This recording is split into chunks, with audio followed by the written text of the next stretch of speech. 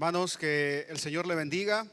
Es un placer poder estar siempre delante de ustedes. Realmente es un honor poder predicar la palabra del Señor y que podamos estar alrededor de su palabra.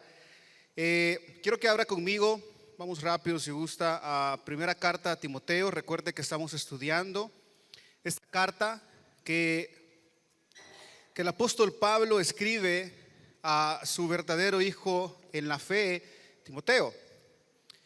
Primera carta a Timoteo, capítulo 1, versículo 12. ¿Lo tiene? Amén. Dice la palabra de Dios en el nombre del Padre y del Hijo y del Espíritu Santo de la siguiente manera: doy gracias a Dios, doy gracias a Cristo Jesús nuestro Señor, que me ha fortalecido porque me tuvo por fiel poniéndome en el ministerio, aun habiendo sido yo antes blasfemo, perseguidor y agresor. Sin embargo, se me mostró misericordia porque lo hice por ignorancia en mi incredulidad. Pero la gracia de nuestro Señor, que es más que abundante, con la fe y el amor que se hallan en Cristo Jesús, palabra fiel y digna de ser aceptada por todos. Cristo Jesús vino al mundo para salvar a los pecadores, entre los cuales yo soy el primero. Sin embargo, por esto hallé misericordia, para que en mí, como el primero, Jesucristo demostrara toda su paciencia, como un ejemplo para los que habrían de creer en la vida para vida eterna, creer en él, para vida eterna. Por tanto, al Rey eterno, inmortal, invisible, único Dios, a él sea honor y gloria por los siglos de los siglos. Amén. Vamos a orar. Amado Padre, te damos las gracias porque eres un Dios bueno y lleno de misericordia. Sé, Señor, que tú tienes el control de nuestras vidas. Te pido, Padre, que tomes el control de este sermón, que tomes el control de mí, del corazón de los hermanos que siempre los tienes. Queremos glorificarte, Señor, ellos escuchando y yo, Padre, predicando. Queremos glorificarte a ti haciendo esto, amado Dios. Que aunque haya estorbo humano en nuestras mentes, aunque seamos faltos de alguna manera, Señor, tú te glorifiques a pesar de cualquier estorbo humano. Una vez más, Señor, te lo pido en el nombre de Jesús. Amén y amén. Puede tomar su asiento, amado hermano. Vamos a hablar un poco esta noche, amados hermanos, de esa carta. Estamos estudiando Primera de Timoteo, capítulo 1. Estamos en el capítulo 1 en estos momentos. No quiero entrar antes a la carta o al texto sin hablarle acerca de ese himno que nosotros conocemos, que lleva por nombre Sublime Gracia. Amén. Y usted se va a dar cuenta en lo que vamos avanzando acerca del texto, porque vamos a hablar acerca de la gracia esta noche. Sublime Gracia es escrita por John Newton, que nace en 1779. Era un niño de oración, un joven libertino, un malvado marinero, un pecador arrepentido, un dichoso cristiano, un ministro consagrado, un eminente teólogo, un dulce cantor que nació en Londres, Inglaterra, un 24 de julio. Su madre fue una mujer piadosa que le enseñó la Biblia desde una muy temprana edad. Ella murió cuando él tenía solo 7 años de edad. Comenzó a navegar con su padre, ellos vivían en un puerto, y comenzó a navegar con su padre desde los 11 años, y su vida como marinero estuvo llena de perversidad. Después de desertar de la Royal Navy, esta es la naval, fue intercambiado a un barco de esclavos donde fue tratado con mucha crueldad. Luego tuvo otro amo que lo dejó participar en la negociación. A principios del año 1748 fondearon una isla donde fue rescatado por un conocido de su padre. Cuando se encontraba de regreso a Inglaterra, la embarcación fue alcanzada por una terrible tormenta que providencialmente le hizo pensar en su condición espiritual. Era aún un esclavo del pecado. Pasó leyendo la Biblia y orando con una devoción hasta atracar. Sus primeros pasos en la fe fueron torpes y volvió a la mar como capitán de un barco de comercio de esclavos. Pero pronto regresó a tierra firme con una nueva convicción de lo que hacía. Bajo la influencia de John Wesley y George Whitefield, conoció más profundamente al Señor Jesucristo y no tuvo más que avergonzarse de su pasado como un traficante de esclavos. Creo que está. ¿Me escuchan? 1, 1. Ahora, ¿Por qué les leo yo esta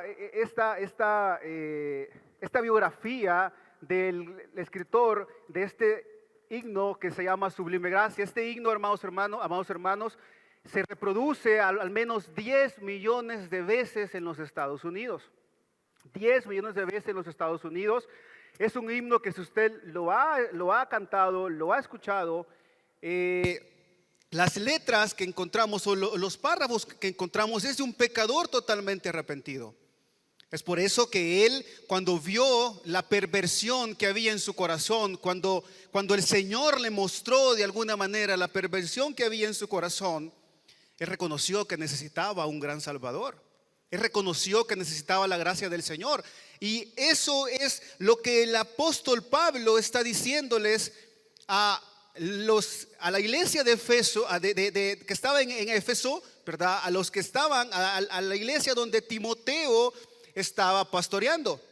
Ahora, cuando el Señor, mi amado hermano, viene a nuestras vidas, lo hace no viendo mérito alguno en nosotros. Es nuestro Dios quien nos elige y nos permite nacer de nuevo. No importa la vida que tengamos o la vida que hemos tenido, no importa nada. La gracia de Dios es tan maravillosa que a través de la predicación del mensaje y a través de la obra del Espíritu Santo nos hace nacer de nuevo. Es lo que John Newton estaba experimentando, y obviamente no venimos a hablar de John Newton, es solamente una ilustración para que usted pueda ver cómo el Señor salva pecadores y cómo el apóstol Pablo nos está diciendo que él presenta su testimonio con el fin que la iglesia de Éfeso entienda el poder de la gracia que proviene de nuestro Señor Jesucristo. Muchas veces nosotros, como hijos del Señor, tenemos en vano su gracia, tenemos en vano lo que el Señor ya hizo por nosotros y nos da igual. Vivimos vidas como John Newton de alguna manera, y no como el apóstol Pablo va a decirles a los efesios que tenían que vivir. ¿Por qué?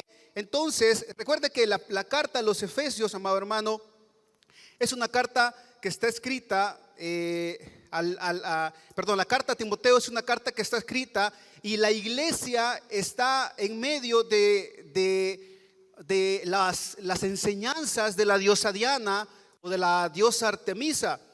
Esta diosa era una diosa que era la diosa de la fertilidad o la diosa de la casa. Entonces la gente que vivía en Éfeso, donde Timoteo estaba pastoreando, era gente que estaba algunas veces tirada hacia esta enseñanza como tal. Entonces es necesario que el apóstol Pablo de alguna manera les diga cuál es la información, cuál es la doctrina correcta. De hecho, si usted tiene Biblia de Reina Valera, el título de la Biblia de Reina Valera dice la doctrina de Pablo, ¿verdad? Que era la doctrina del Señor Jesucristo. Entonces, vamos a ver un poco, amados hermanos, por qué Pablo mete acá y por qué son importantes estos versículos del 12 al 17 en medio de lo que estaba sucediendo en la iglesia en Éfeso, en medio de la iglesia que Timoteo estaba pastoreando como tal. Quiero explicarle un poco, ¿verdad?, qué sucedía acá, lo que estaba sucediendo. Si usted mira conmigo el versículo 8, dice, versículo 6, perdón, pues algunos desviándose de estas cosas se han apartado hacia la vana palabrería, queriendo ser maestros de la ley, aunque no entienden lo que dicen ni las cosas acerca de las cuales hacen declaraciones categóricas. Entonces, algunos estudiosos dicen de que estos falsos maestros eran los que estaban liderando la iglesia como tal, a la que Timoteo estaba mandado a servir, a la que Timoteo estaba mandado a pastorear. Entonces, la responsabilidad de Timoteo era una responsabilidad difícil. La responsabilidad de Timoteo no solamente era llegar y decir, bueno, aquí soy el enviado del Señor, sino que tenía que quitar a estas personas, no puedo decir destronar porque no somos reyes en las iglesias, pero que tenía que quitar a estas personas que estaban enseñando las enseñanzas incorrectas, porque creían que la ley era importante para que la gente pudiera salvarse. Era lo que el apóstol Pablo le estaba diciendo a Timoteo. Si usted lee conmigo, dice: pero nosotros sabemos que la ley es buena, ese es el versículo 8, si uno la usa legítimamente. Yo creo que el hermano Carlos les predicó la semana pasada acerca de esto, si se usa legítimamente. Ahora, ¿para qué servía la ley? La ley servía para que los transgresores, los que no se creían justos, pudieran de alguna manera verse pecadores, ¿verdad? Y poder buscar la gracia del Señor y arrepentirse, porque estaban siendo transgresores a la misma ley. Pero lo que hacían los judíos en esta iglesia o en las iglesias era que les decían: ustedes necesitan la ley para que ustedes puedan ser salvos, y la ley no servía para eso. Si usted mira la ley solamente nos hace transgresores. Amén. No matarás, no darás falso testimonio, no mentirás, no robarás. Eso solamente nos dice la condición que nosotros, la condición en la que nosotros estamos y la gracia que necesitamos de nuestro Señor Jesucristo. Amén. Entonces, era eso lo que el apóstol Pablo de alguna manera estaba tratando de decirle a Timoteo. Entonces,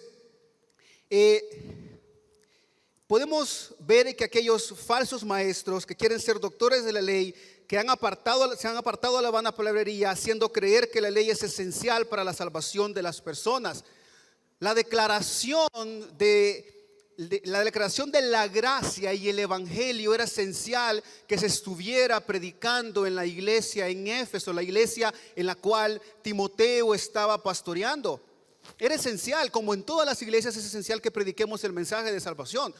Yo hacía una pregunta cuando usted hace un estudio, usted hace preguntas al texto. Decía: ¿puedo predicar el texto sin el contexto? Claro que sí, se puede, porque usted encuentra en el versículo 15 el evangelio, ¿verdad? El evangelio, palabra fiel es esta, que Cristo Jesús vino al mundo para salvar a los pecadores.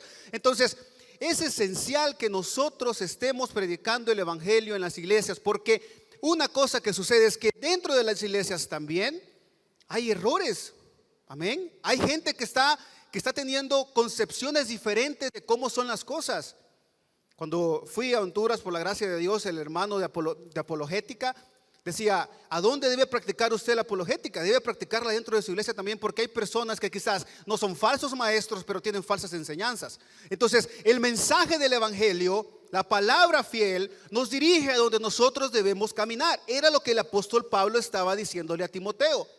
Entonces, para entrar un poco al texto, vamos a ver algunos aspectos de la gracia, porque este texto, amados hermanos, si usted lo lee más detenidamente y cuidadosamente, aparte que Pablo cuenta su testimonio, lo que está haciendo es hablando acerca de la gracia. Hay gracia metida en las escrituras, hay gracias. Las escrituras están dadas por gracias definitivamente, No hicimos nada para que el Señor mandara su palabra hacia nosotros de ninguna manera. El Señor la mandó porque Él quiso. Entonces, Pablo comienza y vamos a ver una vida que es objeto de gracia, una vida que necesita la gracia del Señor. Y en el versículo 12, el apóstol Pablo, para entrar en el texto, dice: doy gracias a Cristo Jesús nuestro Señor. Lo primero que el apóstol Pablo, amado hermano, está haciendo es darle gracias al Señor por lo que el Señor había hecho en su vida. Porque él sabía que la siguiente declaración, que lo siguiente que iba a notar más adelante era su vida. Y vamos a ver su vida, cómo se miraba la vida del apóstol Pablo, que usted puede verse reflejada en la vida del apóstol Pablo, y yo puedo verme reflejado en la vida del apóstol Pablo. Usted sabe lo que el apóstol Pablo hacía. Entonces Pablo dice: doy gracias a Cristo Jesús nuestro Señor. Vemos a Pablo dando acción de gracias por lo que Dios ha hecho en su vida. Declara que Jesús es su verdadero Señor. Ahora podía declarar, cuando había nacido de nuevo, que Jesús era su verdadero Señor. Entonces, si usted mira y va a decir: hermano, entonces, ¿por qué es importante el texto que esté metido acá? Es porque la falsa enseñanza, quiero hacerle esa marcación, la falsa enseñanza de la ley como necesaria para que nosotros podamos ser salvos, amén, no podía estar junto con la gracia que necesitamos verdaderamente para ser salvos. Usted es salvo por gracia, no porque cumpla los estatutos del Señor. Amén.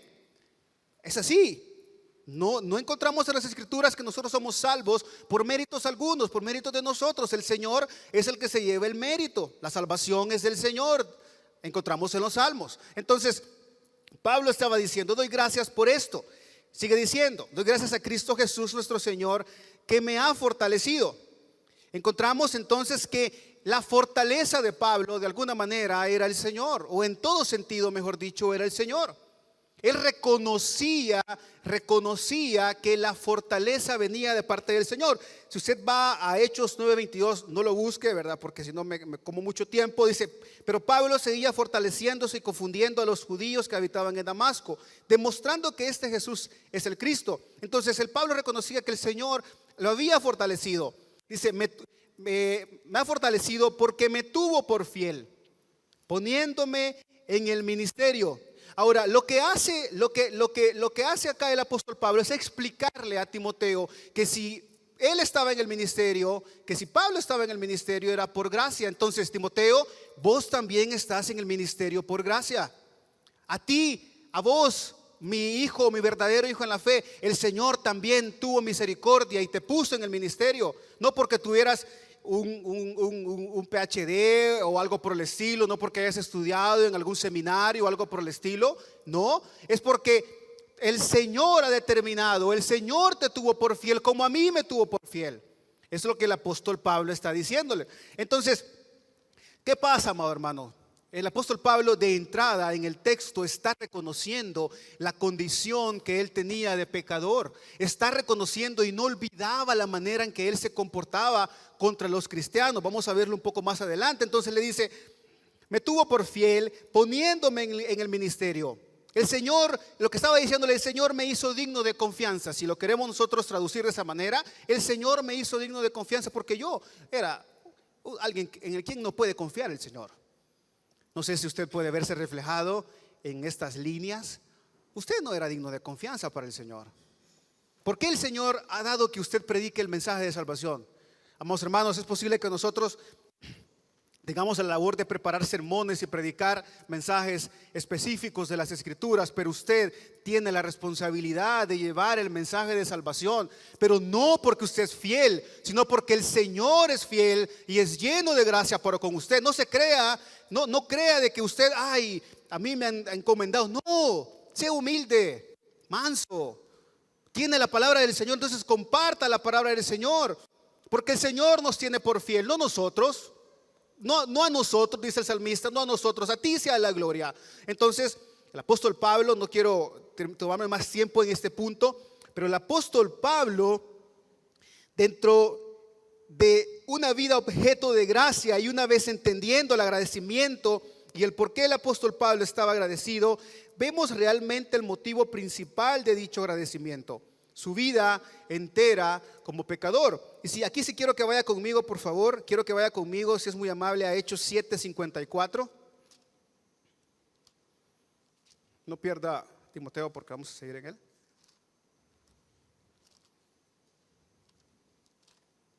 Hechos 7.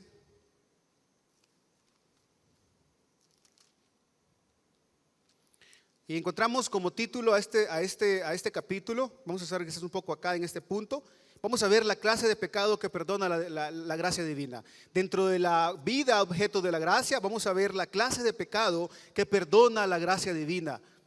¿Qué clase de pecado? ¿A qué me estoy refiriendo? Es que el Señor no toma en cuenta dicho pecado de nosotros para poder salvarnos. Y vea por favor el versículo 54.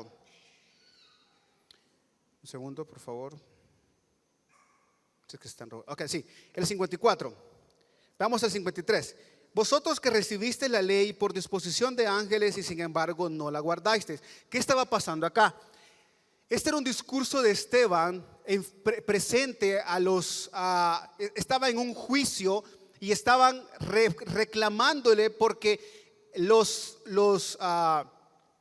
judíos pensaban que Esteban estaba blasfemando en contra de la ley.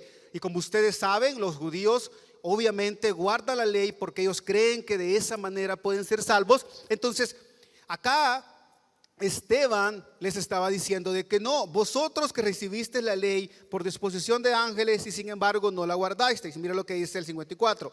Al oír esto, se sintieron profundamente ofendidos y crujían los dientes contra él.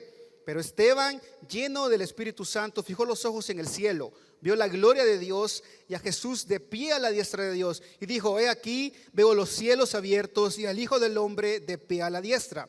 Entonces ellos gritaron a gran voz y tapándose los oídos arremetieron a una contra él. Echándole fuera de la ciudad, comenzaron a apedrearle y los testigos pusieron sus mantos a los pies de un joven llamado Saulo. Y mientras apedraban a Esteban, él invocaba al Señor y decía: Señor Jesús, recibe mi espíritu. Y cayendo de rodillas, clamó en alta voz: Señor, no les tomes en cuenta este pecado. Habiendo dicho esto, durmió, es decir, murió. Entonces, esta era la vida del apóstol Pablo.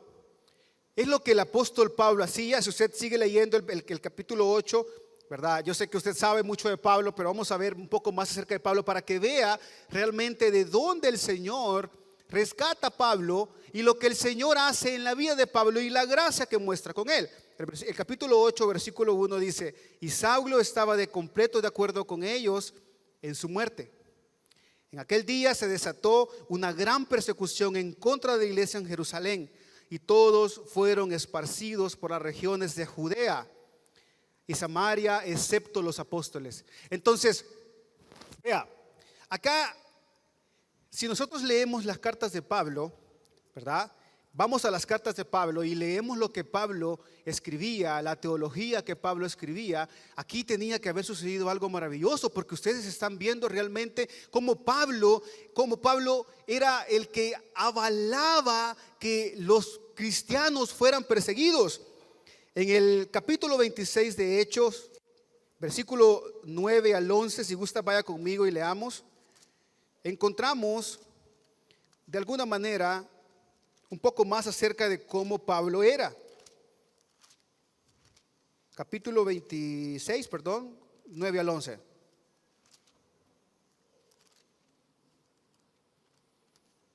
Amén. Dice, me quedo. Segundo, 26, 9 al 11. Dice: yo ciertamente había creído que debía hacer muchos males contra del nombre de Jesús de Nazaret. Y esto es precisamente lo que hice en Jerusalén.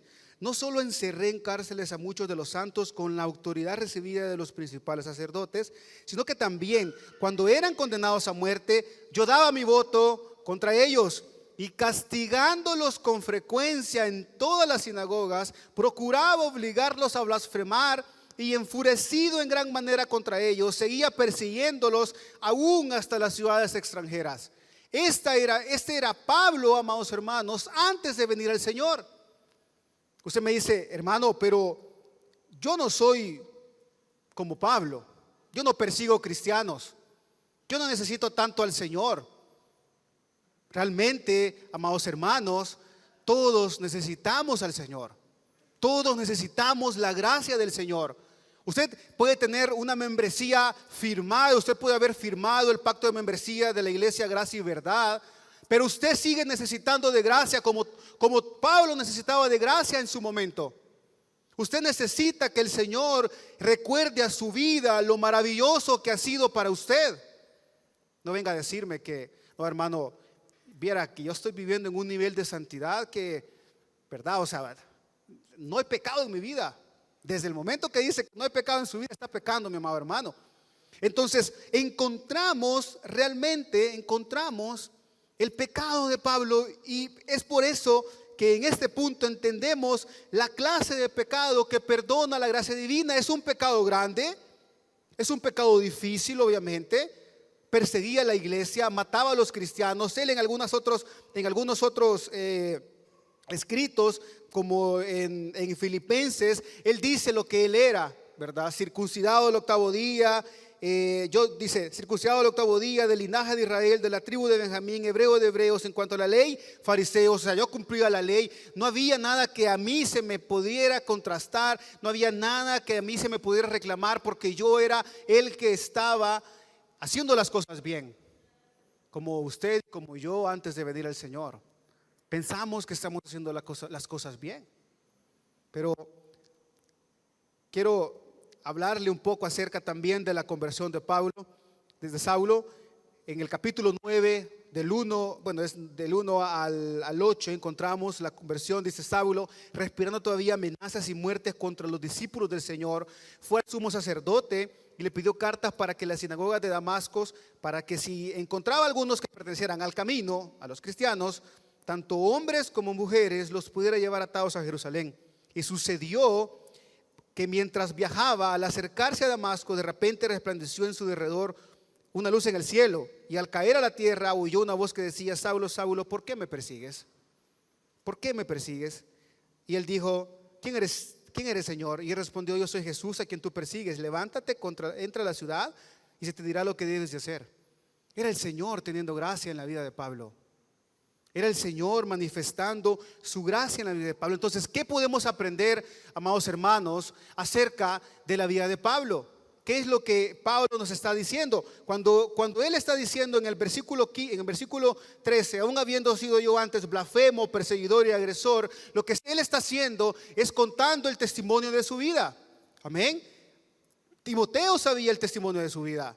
Obviamente y sin duda, Timoteo de alguna manera había sido compañero de viaje del apóstol Pablo, y es muy seguro que alguna vez el apóstol Pablo haya contado, así como John Newton tenía ahí tiene su historia, él hubiera contado su vida antes del cristianismo a Timoteo. Amén. Entonces, es por eso que le dice en el versículo 13: aún siendo yo antes blasfemo, perseguidor y agresor. Entonces, lo que podemos entender de la vida de Pablo, amados hermanos, es lo grave del pecado que hay en nuestra vida. El apóstol Pablo nos está diciendo: miren, usted se considera cristiano, siga examinándose a usted mismo, siga viendo su pecado, siga viendo lo que hay en usted. También podemos entender que nosotros no somos diferentes a Pablo. Nuestra vida antes de venir al Señor ha sido objeto de gracia, de verdad. De verdad, ¿quién más que nosotros necesitamos la gracia de nuestro Señor? ¿Quién más que nuestro pecado enorme necesita la gracia del Señor? No podemos decir otra cosa. Podemos entender que somos infieles y que Dios es fiel, que somos débiles y que Dios es poderoso para salvarnos.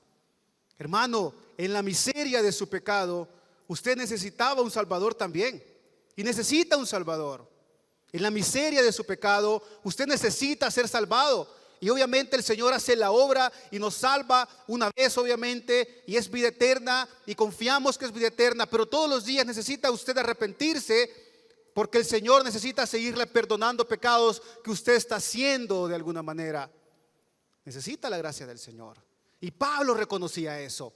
Ustedes miran, si sacamos un currículum de Pablo y lo mandamos a una empresa hoy, no lo van a contratar, hermano. Este es un perseguidor de la iglesia, mata gente, está de acuerdo que maten a los demás, pero él entendía, amados hermanos, que la clase del pecado que él estaba cometiendo solamente podía ser perdonado por la gracia divina de nuestro Señor Jesucristo. Amén. Es por eso, si usted avanza conmigo en el versículo 13, dice: aún habiendo sido yo antes blasfemo, perseguidor, agresor, sin embargo, se me mostró misericordia, porque no lo hice por ignorancia, por ignorancia en mi incredulidad. Lo que el apóstol Pablo estaba diciendo acá, usted me va a decir: hermanos, pero nadie es ignorante, todos van a ser juzgados por lo que el Señor ha dejado determinado en su palabra. Claro que sí, pero lo que el apóstol Pablo nos estaba diciendo es que él estaba tan arraigado a sus creencias que sus creencias lo hacían cometer ese tipo de delitos. Por eso estaba diciendo, por eso dice en el versículo 13: sin embargo, se me mostró misericordia porque lo hice por ignorancia en mi incredulidad. Antes de conocer al Señor, muchos pensábamos que éramos cristianos. Amén. Antes de conocer al Señor, pensábamos verdaderamente que estábamos en la fe y éramos devotos de verdad, pero yo sé que a algunos sé que les da risa, y es cierto, ¿verdad? Pablo mataba, perseguía a la iglesia en el nombre de Dios. Imagínense qué disparate, no tiene nada que ver. es muy en contra. Entonces, él entendía la magnitud de su pecado. Y eso es lo que le está diciendo a Timoteo acá. Timoteo, las personas que están en la iglesia en Éfeso, las personas a las que estás pastoreando, necesitan entender el pecado que están cometiendo y lo horrendo que están haciendo, queriendo meter queriendo meter la ley, haciendo que los cristianos puedan cumplir la ley, porque de esa manera van a ser salvos. Entonces, entendemos que lo que Pablo necesitaba, en contraste de la vida que llevaba como pecador, era el evangelio de la gracia abundante, amado hermano. Amén.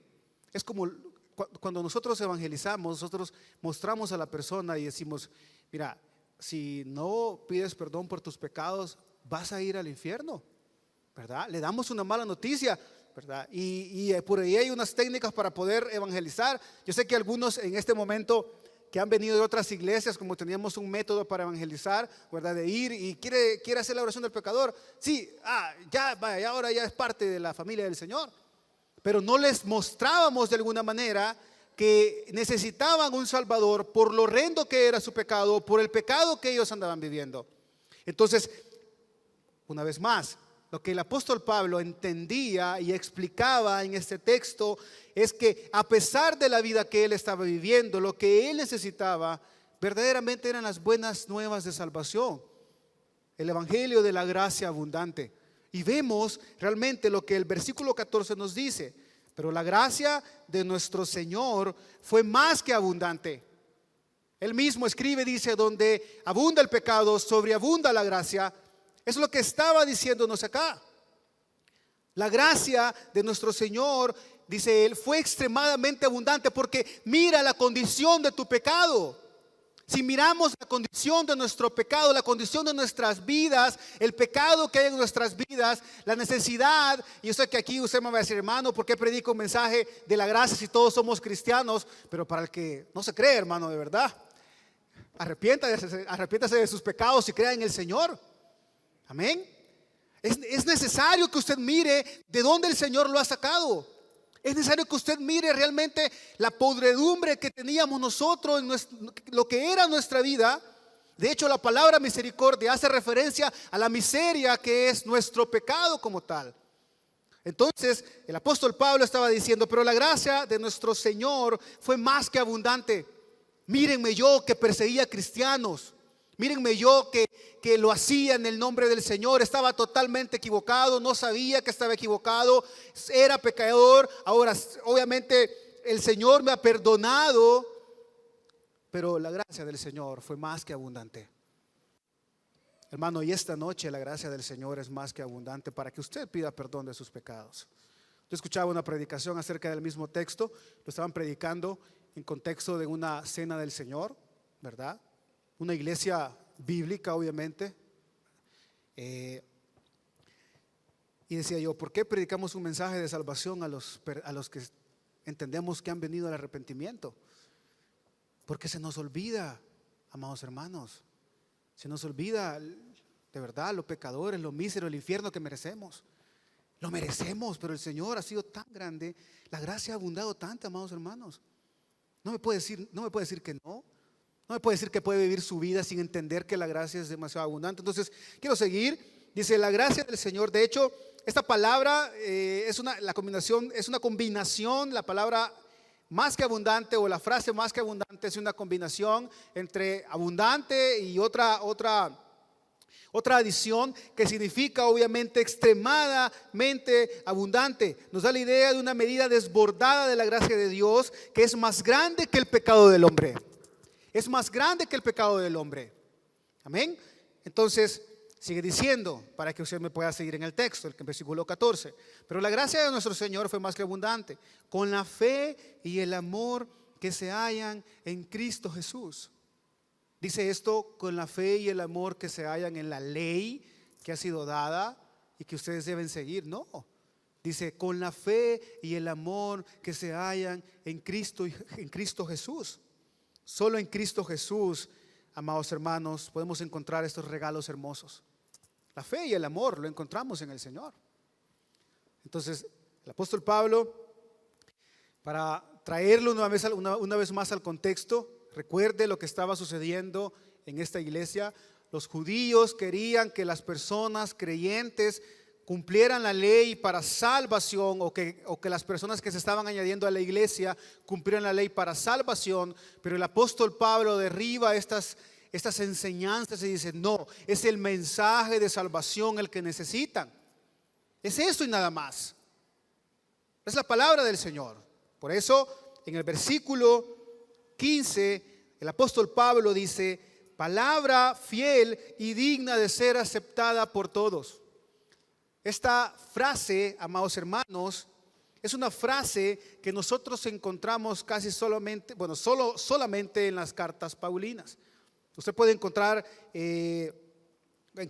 vimos en Tito, yo creo que cuando estuvimos estudiando Tito, yo les hacía mención de esta frase que hacía referencia: palabra fiel es palabra que es digna de confianza, es logos, es la palabra, ¿verdad? Y eso es nuestro Señor Jesús. Cuando en Juan 1 decimos que el verbo se hizo carne, ¿verdad? Entonces logos hace referencia a Cristo Jesús. Entonces de esa manera el apóstol Pablo estaba diciendo en el versículo 15: palabra fiel y digna de ser aceptada por todos.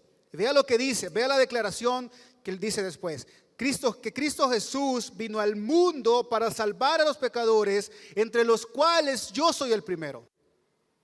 Eso es el evangelio. Ese es el evangelio de la gracia. Amén. Usted me dice: hermano, me pregunta, ¿dónde puedo encontrar el evangelio de la gracia? Busque estas palabras que dicen: palabra fiel y digna de ser aceptada por todos. Y lo que sigue después, el apóstol Pablo generalmente da una declaración del evangelio. Acá lo estamos viendo, dice: Cristo Jesús vino al mundo para salvar a los pecadores, entre los cuales yo soy el primero, dice el apóstol Pablo. Entendemos de alguna manera que el apóstol Pablo no era el primero que estaba siendo salvo. Amén. Quiero que usted entienda eso. Lo que él estaba diciendo es que se estaba poniendo de primero, ¿verdad? Estaba poniéndose, y más adelante dice que yo me pongo como ejemplo. Entonces él estaba diciendo: véanme a mí, vean lo que el Señor hizo. ¿Y por qué lo hizo? Porque Cristo Jesús vino al mundo a salvar a pecadores. Amén. Ahora, esto, sin duda, si Timoteo predicaba esto en su iglesia, que era lo que tenía que predicar en la iglesia que estaba pastoreando, iba en contra de los judíos que creían, diciendo que los judíos justos debían cumplir la ley para salvarse. Una vez más, el contexto es importante, ¿verdad? Entonces, si Timoteo predicaba el evangelio de salvación, iba de verdad, destrozaba todas estas enseñanzas o ideas que las personas tenían con respecto a la ley. Ahora, una vez más, la ley no es que sea mala. El apóstol Pablo lo dice en la epístola, pero sirve para que podamos ver nuestros pecados y para que podamos ver la gracia que necesitamos en Cristo Jesús. Entonces, hacemos aquí la pregunta: ¿a quiénes viene a salvar el Señor? Y sin irme muy lejos, yo voy a responder esta pregunta con el mismo texto que encontramos acá en la carta. El Señor viene a salvar a los transgresores, a los rebeldes, a los impíos, a los pecadores, irreverentes, profanos, parricidas, marricidas, que ellos son los que iban en contra de sus padres y de sus madres, homicidas, inmorales, homosexuales, secuestradores, mentirosos, los que juran en falso, y cualquier otra persona que va en contra de la sana doctrina. A esos viene a salvar el Señor, entre los cuales, amados hermanos, está usted y estoy yo. Es por eso que el apóstol Pablo y usted y yo necesitamos el evangelio de la gracia abundante. Es por eso, no hay otra razón. De verdad. Si usted se cree justo, de verdad, mire que no vaya a caer. Porque muchos justos han caído, amados hermanos. Muchos que se han creído justos han caído. Y vemos que con el Señor no se juega definitivamente. Entonces, necesitamos del perdón eterno de nuestro Señor definitivamente. ¿A quiénes viene a salvar el Señor? A nosotros que somos malos y pecadores, mentirosos, chambrosos, mal hablados, que tenemos disputas en la iglesia, que no queremos perdonar, que no queremos hacer las cosas bien, a todos nosotros. Es lo que el apóstol Pablo estaba diciendo. Es su vida. Es por eso que él estaba contrastando lo que era su vida con lo que él necesitaba, que era la gracia abundante del Señor, en las buenas nuevas del Señor. Ahora, la pregunta que tengo que hacerles a ustedes es: ¿se cree usted justo que no necesita la gracia del Señor? ¿Se cree usted justo que no necesita la gracia del Señor? Claro que sí, hermano. La necesitamos. Por gracia estamos acá. Por gracia somos salvos. Amén. Por gracia es que el Señor nos ha traído acá. Otra pregunta que tengo que hacerle: ¿está dentro de la lista o puede revisar su corazón y añadir a esta lista su pecado para que su vida también sea objeto de la gracia? Quizás no está en esta lista que yo he traído acá, pero necesita del Señor, necesita de la gracia de Dios. Revise su corazón, hágalo. Revisemos dónde nosotros andamos. A los Corintios el apóstol Pablo les dice: revisen que ustedes anden en la fe, o quieren que venga prueba para que la fe pueda salir, para que ustedes puedan ver que verdaderamente tienen fe. No, revisemos nuestro corazón. Veamos si nuestro corazón verdaderamente está volcado al Señor. Porque podemos ser activistas cristianos, muy buenos activistas cristianos. Podemos ser falsos. Podemos estar luchando no la carrera correcta, amados hermanos. Podemos estar luchando la batalla que no nos toca o que no debemos estar haciendo. Si nos creemos que no necesitamos la gracia, yo no necesito de las predicaciones, yo no necesito de esto, no necesito de lo otro, arrepiéntase. Es el momento. El apóstol Pablo entendía, necesitaba el evangelio de la gracia abundante. Abundó, dice en el versículo 15, perdón, en el versículo 14, la gracia fue más que abundante. Entonces, en los siguientes versículos vemos registrados un poco de los propósitos o el propósito que tiene la gracia. Y el apóstol Pablo se pone un poco más suave, pero se pone como ejemplo. Amén. Vemos el propósito de la gracia registrado en el versículo 16. Dice: sin embargo, un sin embargo más, ¿verdad? Esto es importante y esto hace referencia a lo que estaba en el versículo 15. Sin embargo, dice: por el evangelio, por esto hallé misericordia, para que en mí, como el primero, una vez más, Pablo dice, el primero, no verdaderamente, sabemos que quien pecó primero era Adán y Eva, ¿verdad? Ellos son los primeros que han pecado, es posiblemente, bueno, son los primeros pecadores, ¿verdad? Pero Pablo dice acá: sin embargo, por esto hallé misericordia, para que en mí, como el primero. Mire el propósito de la gracia. La gracia nos ayuda a entender, y lo que estaba haciéndole entender al apóstol Pablo es que le dijera a esta congregación: miren, si el Señor tuvo tanta misericordia para conmigo, si el Señor tuvo tanta compasión para conmigo, se ponía primero y decía: es que no, ustedes no saben lo que yo era. Y es por eso, ¿verdad?, que la gracia vino a mí, porque yo era pecador y me ha salvado. Dice: como el primero, Jesucristo demostrara toda su paciencia como un ejemplo para los que habrían de creer en Él para vida eterna. Y sin duda, Jesucristo está teniendo paciencia para con muchos de nosotros. Sin duda el Señor está teniendo paciencia, está teniendo misericordia para con muchos que nos creemos y no somos.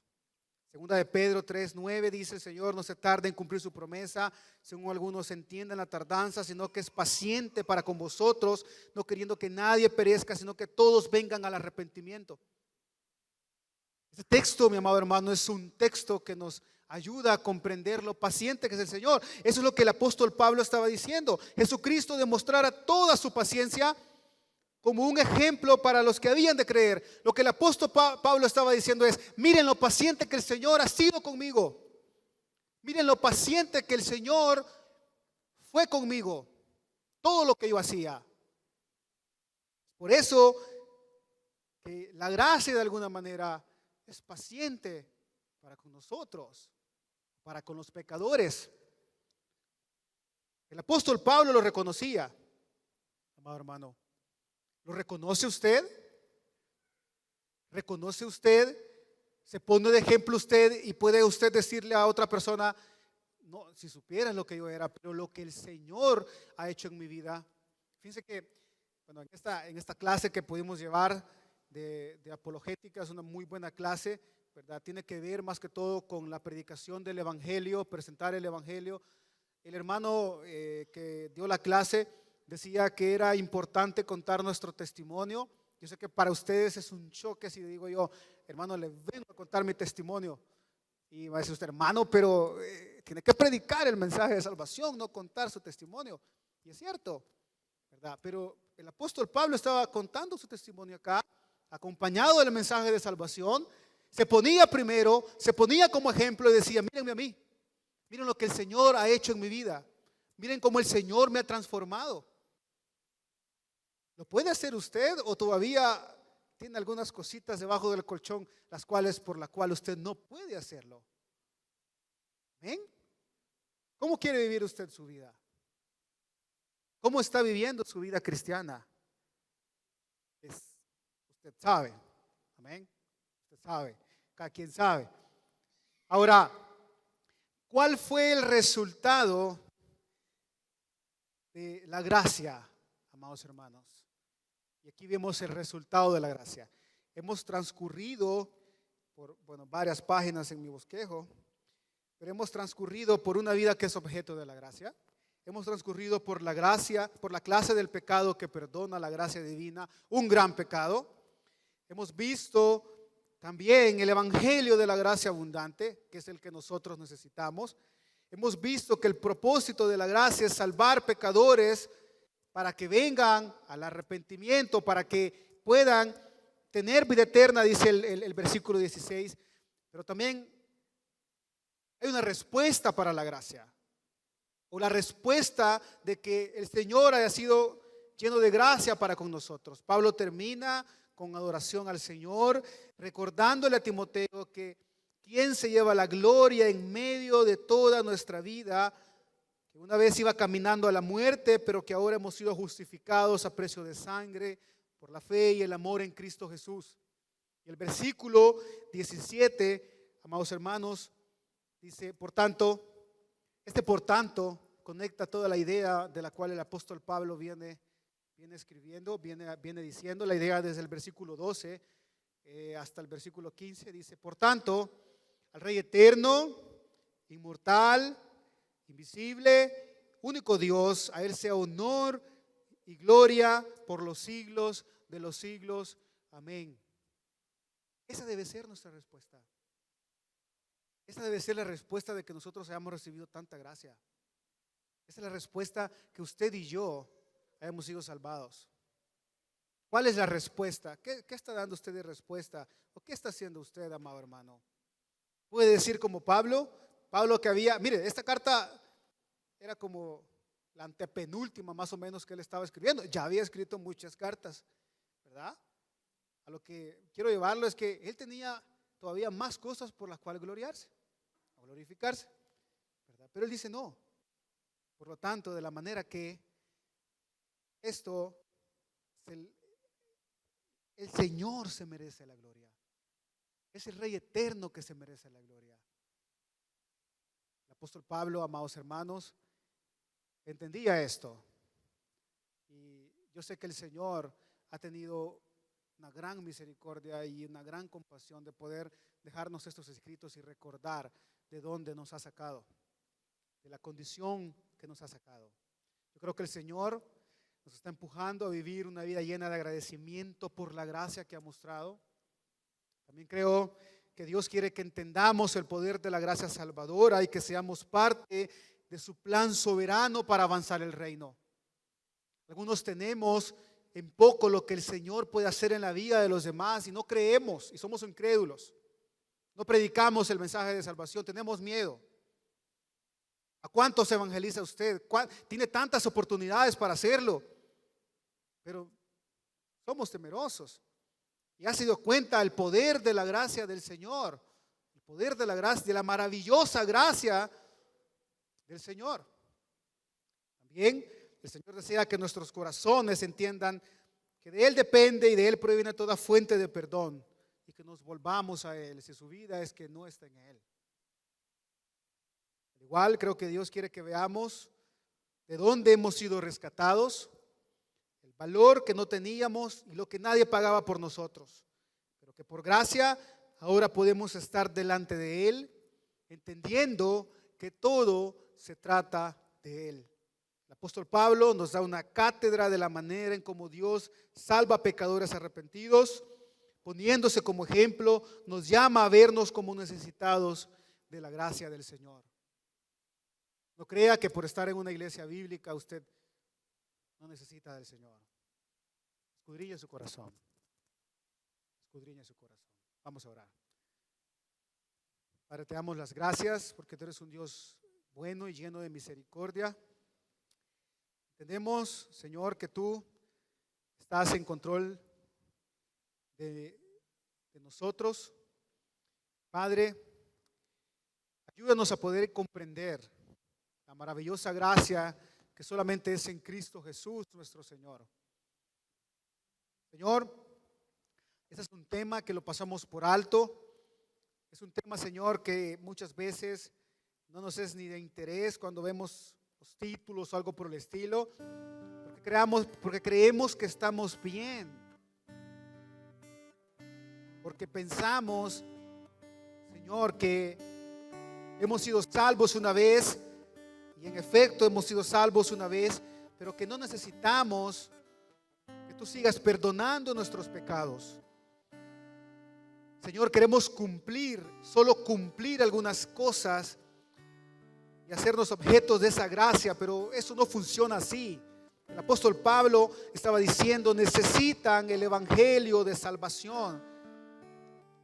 Timoteo, predica el evangelio de salvación, porque es el evangelio el que ha transformado mi vida. Es el evangelio el que ha transformado de ser un asesino, un perseguidor de la iglesia.